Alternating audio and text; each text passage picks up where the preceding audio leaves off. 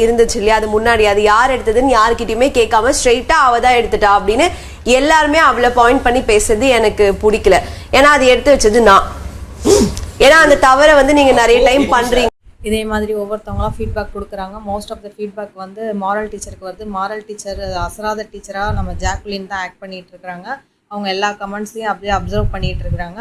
அப்புறம் வந்து இந்த பேக் டு ஸ்கூல் ஃபார்ம் இன்றைக்கும் நடக்குது.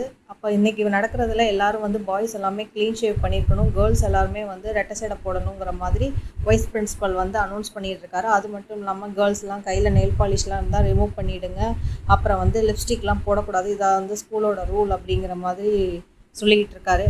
அப்போ வந்து இதுக்கு எக்ஸாம்பிள் யாருன்னு பார்த்தா ரஞ்சித் தான் வந்து க்ளீன் ஷேவ் பண்ணியிருக்காரு, நல்லா ஃபிட் ஆகிற மாதிரி பண்ணியிருக்காரு. ஸோ அவரை தான் வந்து எக்ஸாம்பிளாக எடுத்துக்கணும். நீங்கள் பாய்ஸ் சைடுக்கு கேர்ள்ஸ் சைடுக்கு சாச்சினாவை எடுத்துக்கணும், அவங்க தான் டைப் பண்ணி ரெட்டை சட்டை கட்டியிருக்காங்க அப்படின்னு சொல்லி அதை காமிச்சிட்டு இருக்காங்க. இது இப்போ போயிட்டுருக்குது.